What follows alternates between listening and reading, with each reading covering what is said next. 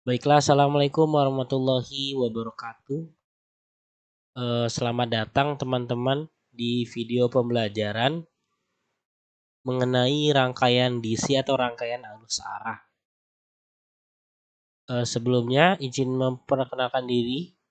Nama saya Muhammad Bahri Maulana dengan MPM 19130222026.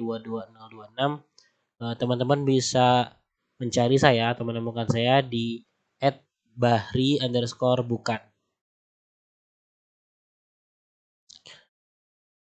Pertanyaan kita, apa itu arus listrik searah? Ya, arus listrik searah. Arus listrik searah atau direct current dalam bahasa Inggris atau DC adalah aliran elektron dari suatu titik yang energi potensialnya tinggi ke titik lain yang energi potensialnya lebih rendah. Sebuah bentuk arus atau tegangan yang mengalir pada rangkaian listrik dalam satu arah saja. Bisa teman-teman lihat bahwa yang di highlight itu yaitu satu arah. Satu arah itu maksudnya apa sih? Teman-teman bisa lihat gambar ini. Gambar ini ada komponen-komponen listrik seperti baterai. Ini ada saklar. Ini ada bola lampu. Dan ini ada ampermeter yaitu alat untuk mengukur kuat arus. Bisa teman-teman lihat ini ada bola-bola kecil ya. Bola-bola kecil ini yang di dalamnya memiliki simbol negatif. Ini uh, disimbolkan sebagai elektron. Nah, elektron-elektron yang mengalir ini mengalir pada hantaran listrik ataupun konduktor listrik seperti kawat. Dia mengalir dalam satu arah, hanya satu arah. Tidak bolak-balik seperti di arus AC ya, atau alternating current. Jadi hanya satu arah.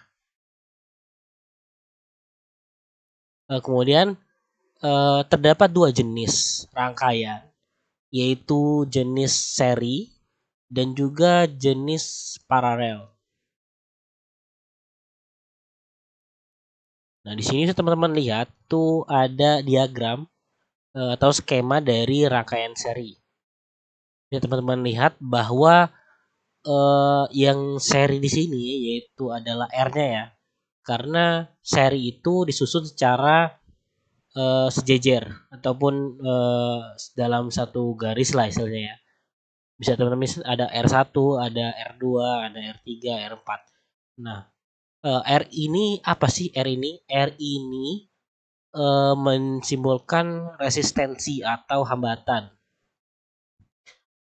Kalau A ini, maaf, kalau V ini adalah voltase, yaitu beda potensial listrik. Sini ini adalah baterai, dan juga ini ada simbol I ya. Simbol I ini melambangkan arusnya, melambangkan kuat arus. Bisa teman-teman lihat ini ada A sama E ini hanya sebagai titiknya saja, titik dari kabel ini ya. Untuk rumus-rumusnya di rangkaian seri terdapat 3 ya, dan kita mencari kuat arusnya, kita mencari beda potensialnya, kita mencari hambatan listriknya. Nah, kalau di arus listrik di rangkaian seri, arus listriknya itu sama. Ya bisa teman-teman lihat ini arus listrik seri sama dengan arus listrik 1, arus listrik 2, arus 3, dan 4. Nah, maksudnya apa? Arus listrik di semua titik-titik ini adalah sama, jadi tidak berubah. Dan kalau untuk voltasenya, voltase seri itu perjumlahan dari voltase seluruh rangkaian serinya. Ini ada voltase 1, voltase 2, voltase 3, dan voltase 4. Nilai ini jika diganti dengan satu hambatan, satu voltase, itu setara dengan perjumlahan dari voltase-voltase ini. Dan juga ada hambatan seri ya. Hambatan seri bisa teman-teman lihat itu sama dengan voltase, yaitu perjumlahan dari semua hambatan-hambatan atau jumlah dari hambatan-hambatan, nilai-nilai hambatan-hambatan tersebut. Nah, kemudian ada yang namanya rangkaian paralel. Teman-teman bisa lihat secara langsung ya. perbedaannya apa dari rangkaian seri. Bisa teman-teman lihat di diagram ini bahwa resistensinya tidak disusun secara dalam satu garis lurus ya, tetapi dalam tingkatan-tingkatan. Nah, ini yang disebut dengan rangkaian paralel, di mana arusnya itu bisa dikatakan bercabang. Ada cabang 1, cabang 2, cabang 3, dan cabang 4. Untuk rumus-rumusnya mencari kuat arus paralelnya itu perjumlahan dari kuat arus 1 ditambah kuat arus 2 ditambah kuat arus 3 ditambah kuat arus 4. Ini ya, 1, 2, 3, dan 4. Di rangkaian paralel ini kuat arusnya itu sama. Jadi nilainya tidak berbeda-beda ya. Jadi voltase 1 itu sama dengan voltase 2 dan sama dengan voltase 3 dan sama dengan voltase 4. Nilai-nilai semua ini adalah sama dengan voltase paralelnya. Dan untuk mencari hambatan pengganti dari rangkaian paralel ini cukup berbeda dari rangkaian seri ya. Sama-sama di jumlah, cuman penjumlahannya itu 1 per dia. Teman-teman lihat, 1 per R paralel itu sama dengan 1 per R1 ditambah 1 per R2 ditambah 1 per R3 ditambah 1 per R4. Ini R1, R2, R3, R4. Nilai-nilai ini ditambahin menggunakan operasi ini untuk mencari 1 per R paralelnya. Seperti itu. Nah, kemudian kita akan membahas mengenai hukum Ohm.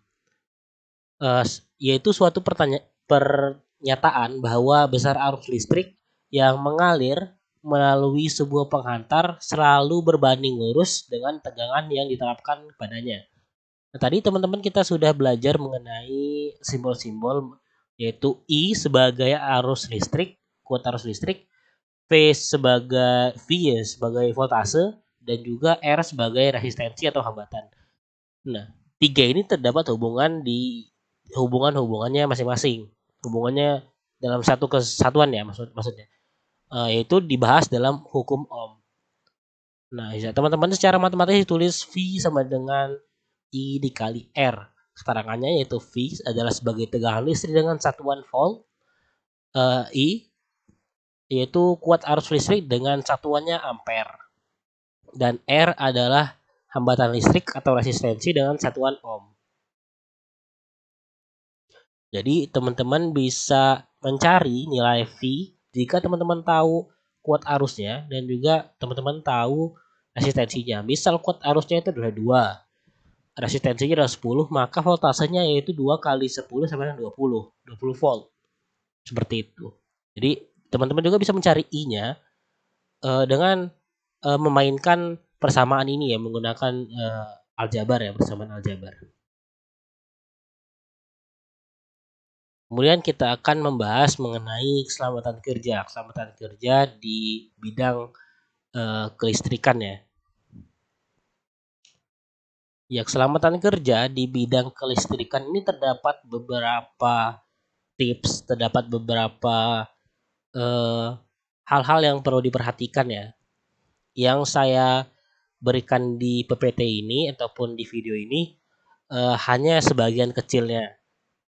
Yaitu yang pertama, jangan menyentuh kabel listrik tanpa pelindung atau isolator. Nah, apa sih isolator itu? Isolator itu adalah bahan yang tidak mudah menghantarkan listrik ya.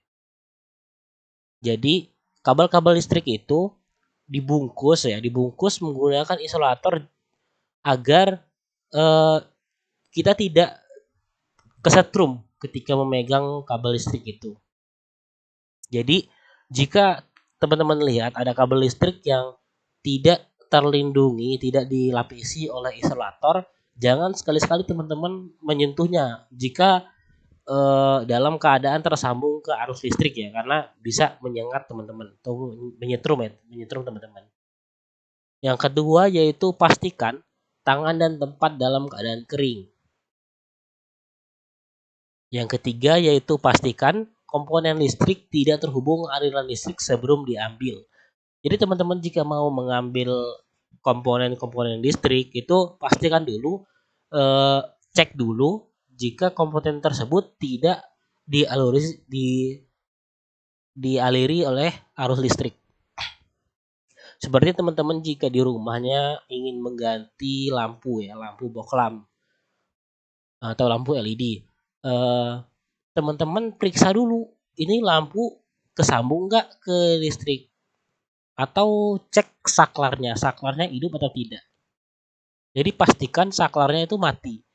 Jika saklarnya sudah mati berarti arus listriknya tidak mengalir ya. Jadi teman-teman bisa dengan aman mengganti atau mengambil komponen listrik. Yang keempat, matikan hubungan listrik sebelum menyambungkan komponen listrik. Seperti hampir sama seperti yang tadi yang nomor 3. Teman-teman kalau mau memasang komponen listrik seperti lampu tadi, jadi pastikan bahwa hubungan listrik itu sudah mati seperti saklar tadi.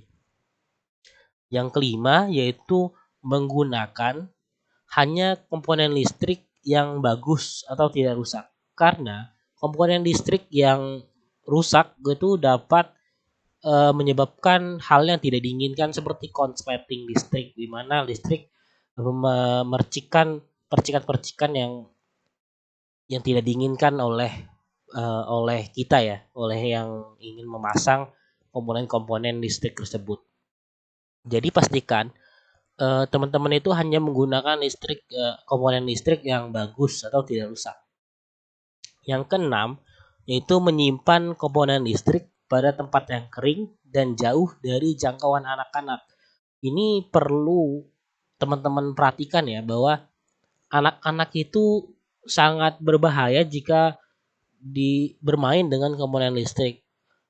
Selain dia bisa melukai diri sendiri, anak-anak tersebut, komponen listrik juga bisa rusak ya, bisa rusak karena dimaini oleh anak-anak. Sehingga ketika kita belum tahu bahwa komponen ini sudah dimainin anak-anak dan rusak, kita malah memakai komponen listrik tersebut dan bisa berakibat fatal. Iya, jadi itu teman-teman, kita sudah belajar mengenai rangkaian listrik, hukum Ohm. Tadi juga sebelumnya kita belajar rangkaian seri dan juga rangkaian paralel. Mungkin sekian di video pembahasan mengenai rangkaian DC atau rangkaian arus searah. Terima kasih. Wassalamualaikum warahmatullahi wabarakatuh.